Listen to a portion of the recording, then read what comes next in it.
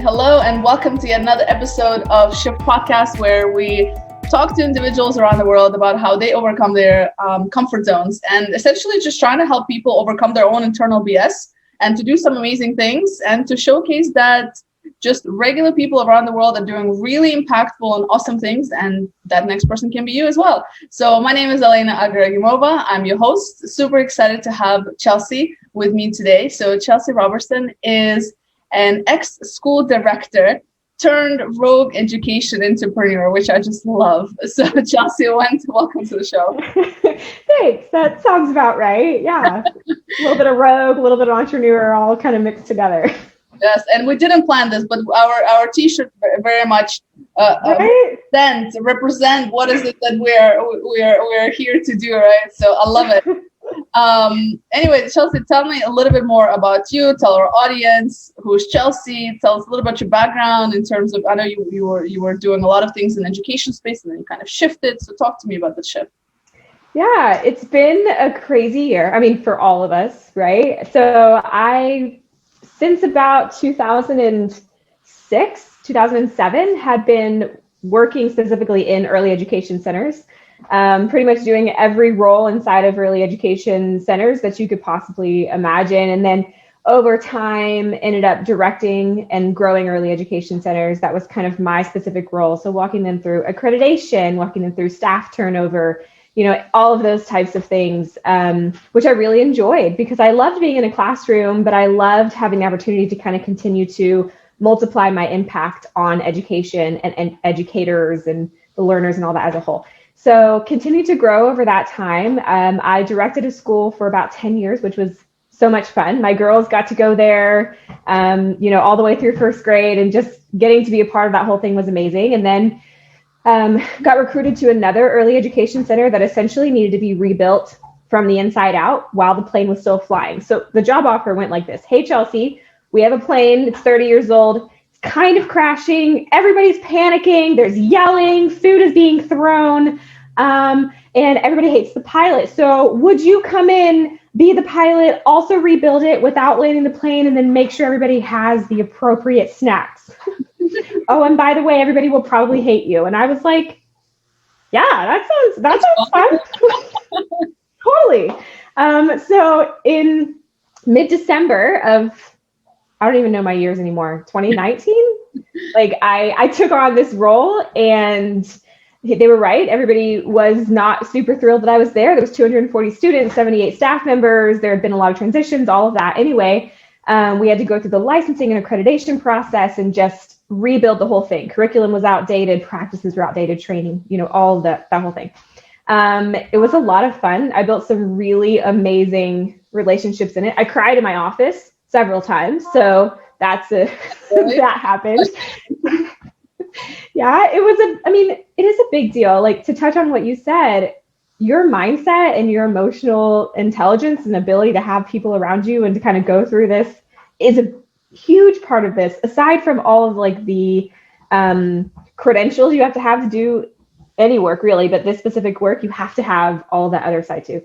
Anyway, so I did that for about a year and a half. It was great. We made a lot of progress, and then COVID happened.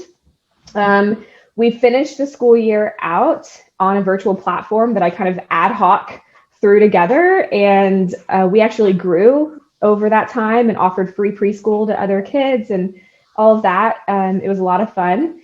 And then our leadership council decided not to reopen for the coming school year. And so then I had this choice: do I go back to what I've always been doing, what I'm good at, what I'm comfortable with, or do I jump off a cliff and, do something else? And the obvious answer was the cliff. So I jumped right off the cliff into what started out to be full-time educational consulting. And I didn't really know what that meant. People kept saying, what do you do? Tell me in one sentence. And I was like, I want other people to move education forward. And they're like, what does that mean? I'm like, I don't know. So what I found myself doing was just kind of jumping in head first or feet first or bottom first, it didn't matter, into projects that education companies all over the world had going on. And that was a lot of fun. Ended up being involved with some of the legislative process in Texas, working with the Texas Education Agency. Ended up working with a company out of New Zealand that did like platform development, working with inclusive playground companies on accreditation. Like, it was super fun because I have ADHD, as you could probably tell, and enjoyed the whole process of all of it. And then as I've been really focusing in, what I've really enjoyed of it is like the culture, the relationship, the mindset, like the coaching, the emotional intelligence piece of it. So that's where I'm kind of transitioning and honing in on. But yeah, I mean, it's been a year and a half of just, sure, why not? Yeah, what could go wrong? Let's do that. That sounds fine. Let's do that. Yeah. I think you have this whole content creation around what could go wrong. And I love it. It's so creative. Like, people have to watch it. It's awesome. Yeah. And it's all about what could go wrong. It came from a very real place, and I won't tell you the whole story. You can go back and see the story somewhere in my content back there. But it really did come from that school that I was at, that for the plane that I was rebuilding. And it was kind of like one ridiculous problem at a time, please, y'all. Can we just do one ridiculous problem at a time and like give me this problem next, but let me solve this one first? And people would come to me with, how are we going to this huge issue, right? And I'd be like, let's try this. What could go wrong? And it kind of became this thing. And it's not a derogatory thing. It's like a growth mindset kind of thing. Like, let's try it, because if everyone's safe, then what could go wrong? And that carried over into what I'm doing now. Like, well, yeah, I can work with you on legislative review. That seems, that's fine. What could go wrong? Yeah. And, I love this point, by the way. You're like, the obvious choice, we should jump off a cliff. And yeah. I appreciate that very much, that you're very honest to say, like, I didn't really know what I was going to be doing. You just went for it. And I think for a lot of people, it gets stuck is in our own mind, like the fear. And I mean, granted, everybody has different circumstances and etc. But I think people over exaggerate their circumstances, and in fact, that it's more the fear that stops them and the not knowing. But sometimes you just have to do, like, jump and do, like, that's it, And so I applaud you for just jumping and being like, I had no idea, because it was similar with me. I had slight idea, but not exactly. I just kind of, I was like, I just don't know if I want to keep doing this. And I said, if I'm going to 1 year, the next year doing anything, it will be my own thing and going to try my own thing. And and it looks very different from where I started 2 years ago. I can tell you that. Yeah. But it's a mindset thing. Absolutely. So what has helped you in that time, I guess? I mean, I also, part of that is I struggle, or one of my superpowers, right, is anxiety, and so it depends on how I frame it. So I can either kind of really go deep into that and just say, I can't do this because I have, or I can say, I can do this even though I have, or with this, right? And that was a big mindset shift for me that I had to take on personally. And I learned from other people who work in kind of scary off the cuff spaces with anxiety, because honestly, it would have been a lot easier for me to stay in a role that I was comfortable with, that I was good at, that I'd pretty much been doing my entire adult life. And my anxiety would have kind of been whelmed inside of that. However, my ADHD was not. So it's like, either feel comfortable, your anxiety feels good, and your ADHD is dying because you're bored, or, one or the other. So that was a really big thing. And to say that I have not experienced anxiety inside of this, and fear and all of those other things, would be completely inaccurate. But the one big thing that I've had to work through in it is to not try to create a space where there is no anxiety and there is no fear, and say, we're not going to do these things. If I feel anxiety and fear, then I'm doing something wrong. And I just shifted into, I am going to feel anxiety and I am going to feel fear. So I am going to allow that emotion to come, accept it, walk through it, and then go on to the next thing, instead of my previous practice, which would have been shaming myself for, I can't believe you're allowing yourself to feel this, that, and the other. And all of that boils down into, feelings are for feeling, right? Like, all of them. Absolutely. And I was having this conversation with another guest recently, and it's more of also like, what do we name those feelings? And they're just feelings. Mm-hmm. They're not who we are, right? So to accept them but not internalize them. I don't know as much about this topic, of course, but it's something, the choice of words of what we use with ourselves, because for sure, I think many people suffer from anxiety in different levels on exhibit A. But it's, on different levels. And I think that it makes it even more courageous to go into entrepreneurship and just doing your own thing, because it's a continuous roller coaster. And even if you didn't have anxiety, you're probably going to develop it for better. Yeah, right. That's the reality of it. It's so true. And it really is. It's all about the frame that you put around it. And that's something that I'm really have seen work so much with myself, that I'm now working with other people on, is like, it's not about the feeling that you have. It's about the frame that you put around it and how you're using it forward and how you're allowing yourself to take it on, instead of like shaming and hating yourself every time you feel fear or anxiety or whatever. I mean, you're gonna feel it. Yeah, that's spot on. I love that. I think that's very helpful for whoever's listening. Absolutely. I want to loop back to education. So both of us are very passionate about education. I mean, with our startup with Western, we're of course trying to transform education and utilizing technology and all of that. But I'm curious from your perspective, you work with different educational institutions. You're more on the K through 12, the school part of it, and even like early education. Talk to me a bit about some of the biggest challenges you've seen and some of the solutions that you're working on to get people to think future focused when it comes to education, right? Yeah. Forward thinking. Yeah.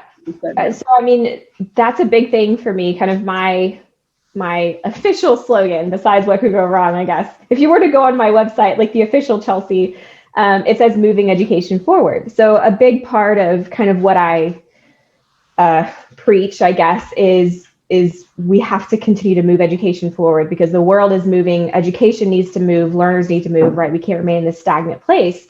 And I was doing a podcast with some friends out of Australia, and he said, they're all about the future of education. And he said, the future of education is that we don't know the future of education, right? And that to me was so simple and yet so mind-boggling, because so many times we're trying to stand in front of it and say, this is what it should be. Do these 5 things to get to this result and everything will be better. When in reality, I think we should be standing alongside the learners or whoever's experiencing it and saying, let's build this together. So this concept of co-constructivism with education, with the learners, with the systems and the processes and whatever, instead of trying to cast ourselves in front of it and then give, it needs to do exactly this.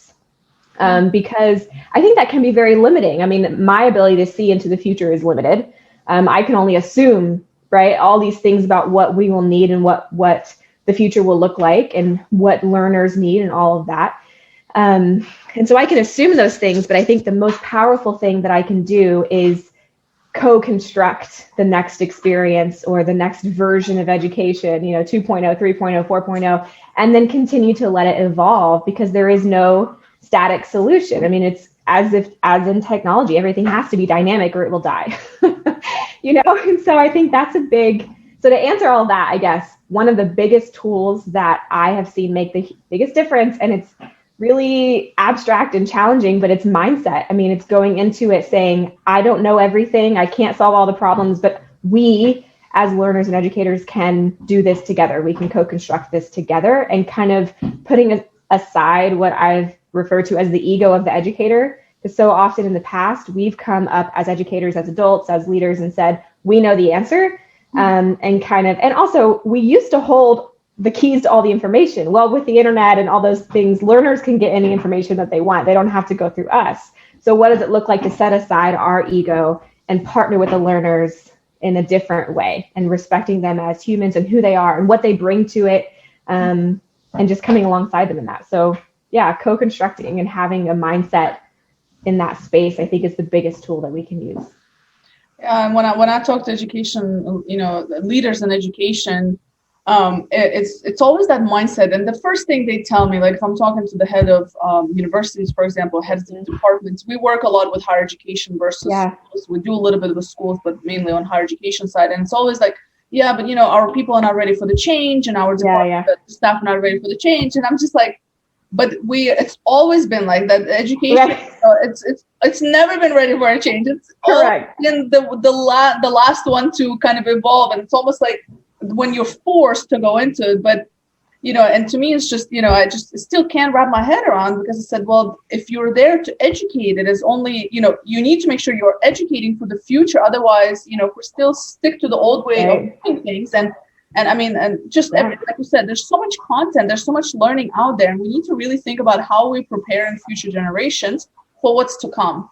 And sure, there's been and there's been changes, but it's not nearly as fast as this should be. And it's so strange to me, because it's one of the most supported industries, if you think about it. People, you know what I mean? Like, there's like, certainly that it's the one that maybe needs more funds and all of that. But what I'm saying is that people are on board to make sure education happens in the proper way, right? Learners are on board. So there's very little obstacles from externals, in my opinion. It's more internal obstacles, and usually it's around the people within the education space. What do you think about that? Is that similar in case? Yeah, I mean, education is worldwide. Like, it is a part of everyone's life, hopefully, right? I mean, education is a human right. Education is the future of everything. Something you need either a formal or an informal education to get to that point. So I agree. It's very well supported in that sense, right? Not financially in the best way, but in the mindset that we need education. Education is valuable and important, right? That's pretty much bought in. Everybody agrees in that manner. And so it is weird to see it in this way where technology changes overnight and shifts and changes and grows, and everybody's super excited about, awesome, did you see this new thing that's happened? They seem to jump on board really quickly with technology. I mean, and think of how quickly something like Alexa and the Google Homes were adopted and put into homes across the nation, across the world, right? That could have seemed crazy several years ago, and now it's just like, sure, yeah, I have a device in my home that gives me instant access that I talk to. Like, it controls my home. It's totally normal. It's a robot. It's fine. Right. But if you try to make shifts in education that seem crazy, and they could be as harmless as, what does it look like to teach to a holistic child?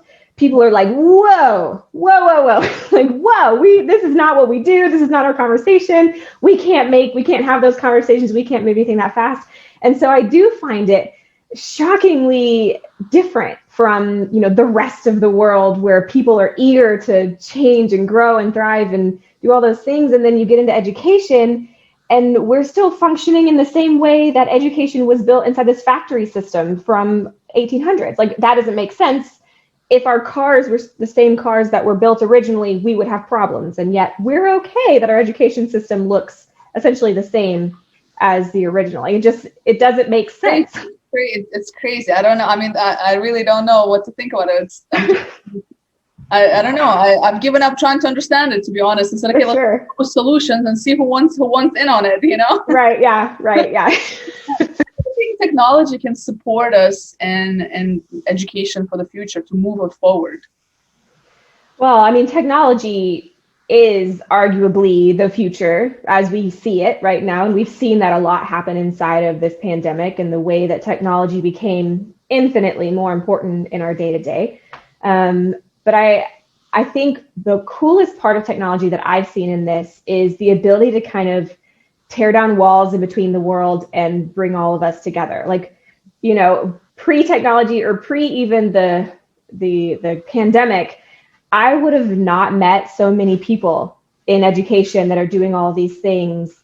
It tears down these walls that we've had before. Schools become more global, workspaces become more global, everything suddenly opens up. If I want to have a meeting with somebody in Australia, let's do it. That's easy. Just send them an invite. And it seems so normal to us now, but if you really think about it, this is some major drastic improvement and opportunities that live inside of that. For example, my daughter this school year went to a global student-led school called Galileo.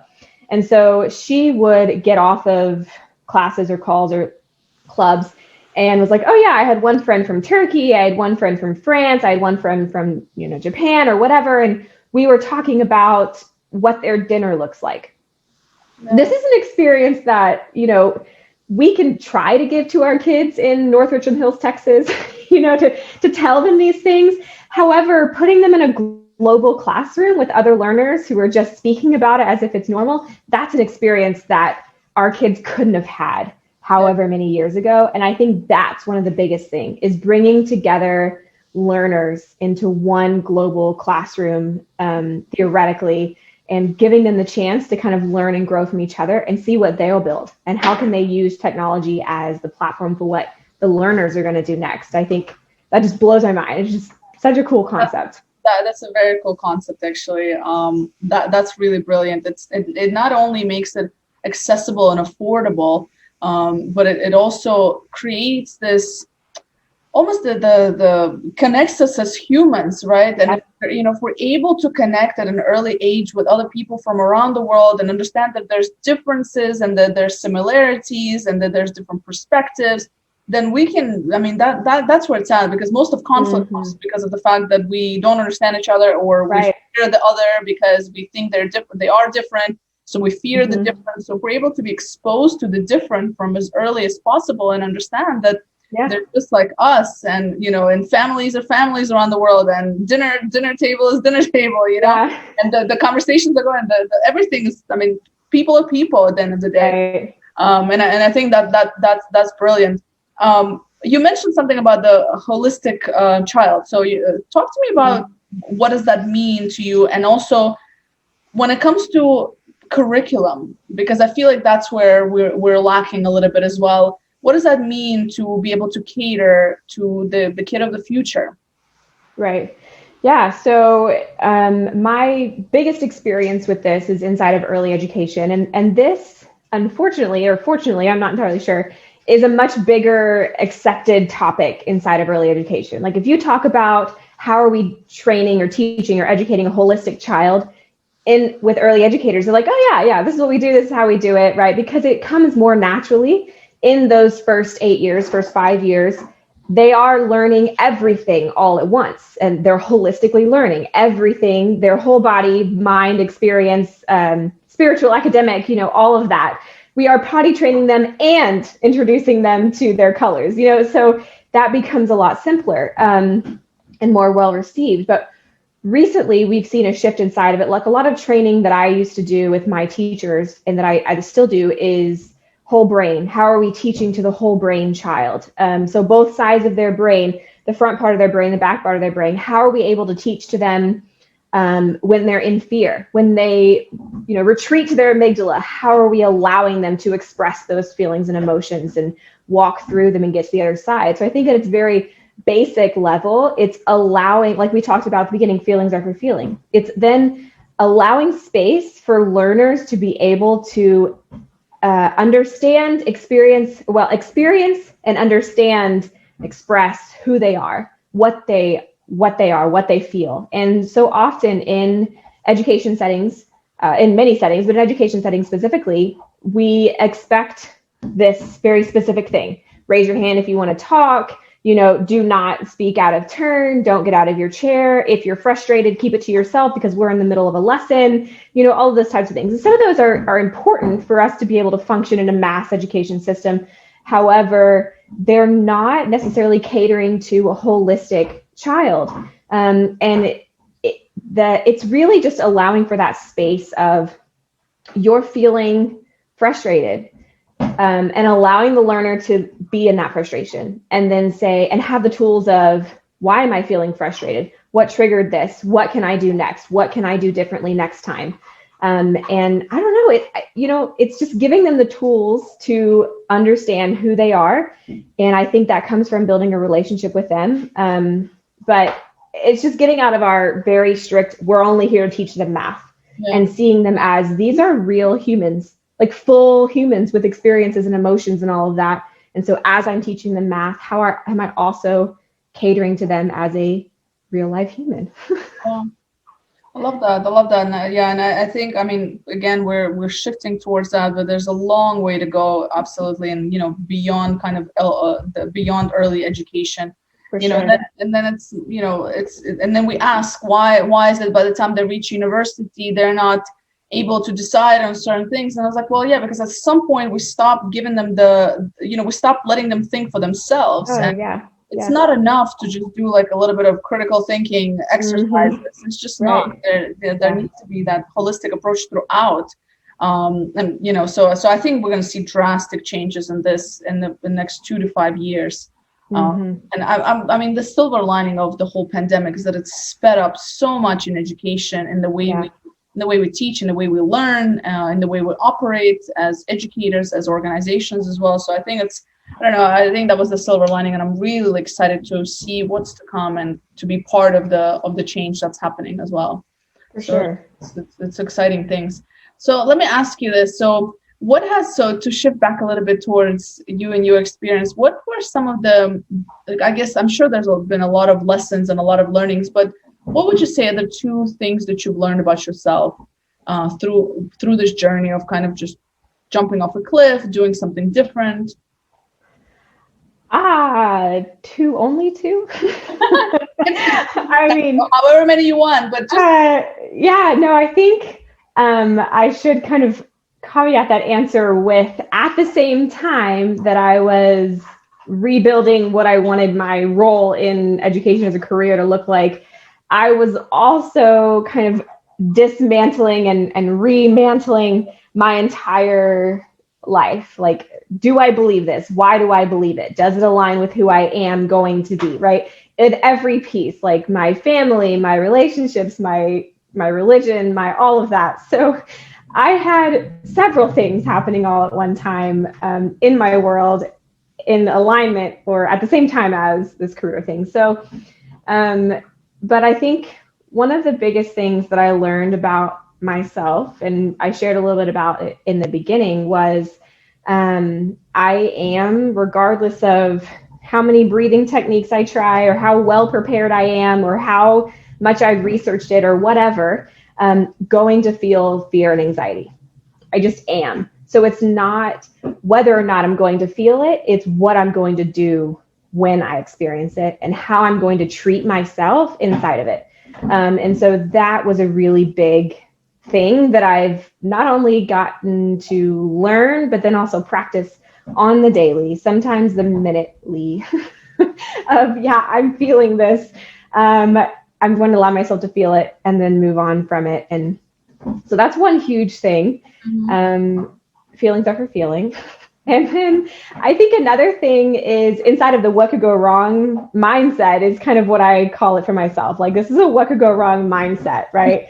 In that space, I am much more likely to go, yeah, sure, right? Like, sure, totally, I can do that. And that's different. And I've always done that for myself inside of my professional role as a school director, because I was confident in that role. I'd done it for forever. I knew that I could do it. And so it was like, oh yeah, let's do that. When I stepped outside of that into a larger world, people were coming to me with tasks that I had never experienced. And I was, didn't have any background history for. And being able to say, with a general understanding, I could complete that. Right. I'm not like building rockets. I don't know how to do that. But in my general space, I was able to say, do I think that I could accomplish that, learn something from it and provide them with a quality something, what could go wrong? Like, sure, totally. And so allowing myself to take on things that I would have previously thought were too hard or I was not good enough for, like confronting that imposter syndrome face first and just saying, I do have the skills necessary to complete this. And if I don't, then I will let them know, or I will ask for help, but I do have the skills necessary to complete this and let's do it. I can do more than I think that I can. And that was those were the 2 biggest kind of mindset pieces that I took on. Feelings are for feeling and what could go wrong in all of this. I love it. Honestly, I mean, it's practical. It's practical because I think it just shifts the perspective. Feelings are for feelings, and to stop fighting it, and to with all the personal development things that are out there, and they tell you to not think certain things, and to not, but then sometimes we just have to feel the way that we feel, and work with it, manage it. We don't need to figure out where it came from or anything. It's just sometimes it's just that is what it is. Let's roll with it.